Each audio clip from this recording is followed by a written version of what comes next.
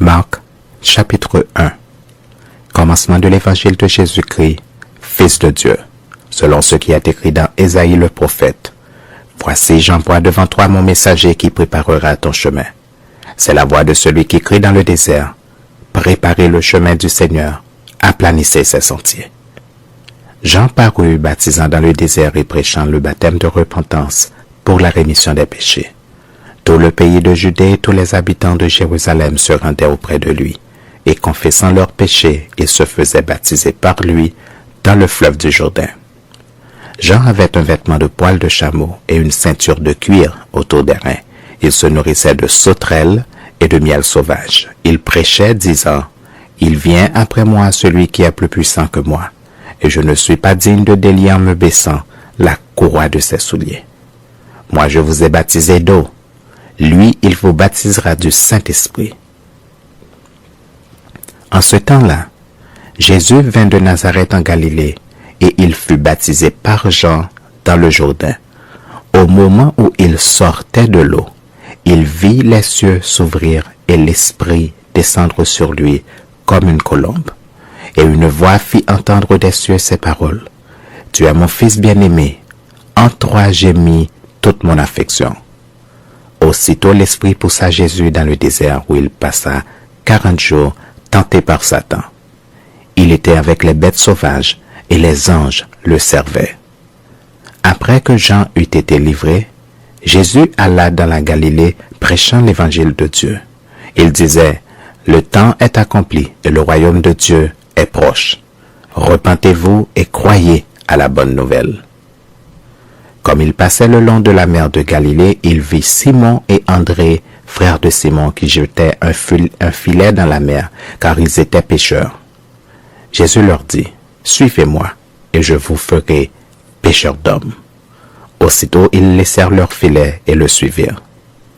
Étant allé un peu plus loin, il vit Jacques, fils de Zébédée, et Jean, son frère, qui eux aussi étaient dans une barque et réparaient les filets.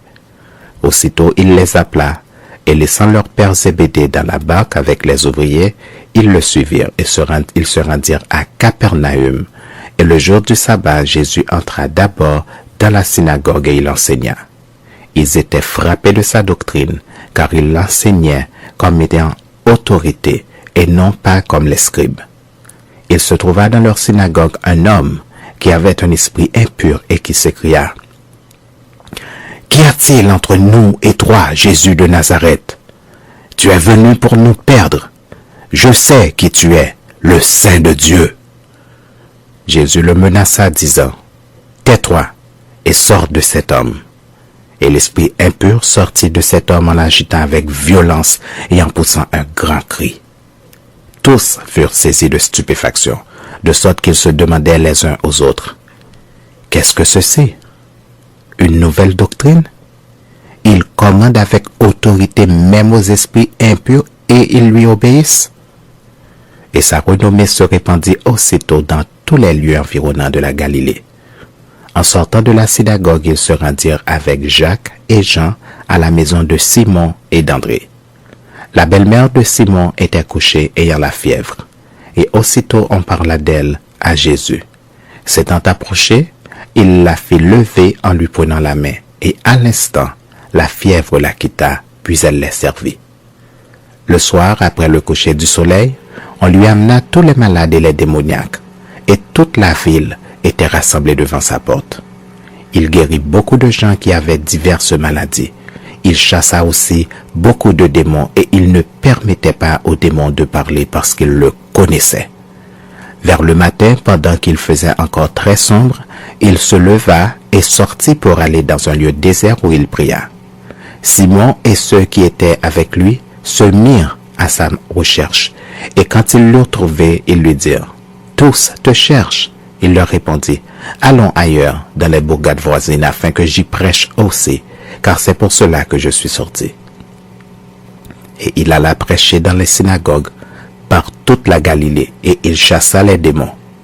Un lépreux vint à lui, et se jetant à genoux, il lui dit d'un ton suppliant, « Si tu le veux, tu peux me rendre pur. » Jésus, ému de compassion, étendit la main, le toucha et dit, « je le veux, sois pur. Aussitôt la lèpre le quitta et il fut purifié. Jésus le renvoya sur le champ avec de sévères recommandations. Il lui dit, garde-toi de rien dire à personne, mais va te montrer au sacrificateur et offre pour ta purification ce que Moïse a prescrit, afin que cela leur serve de témoignage.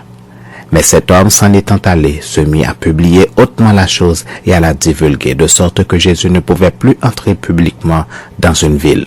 Il se tenait dehors, dans des lieux déserts où l'on venait à lui de toutes parts.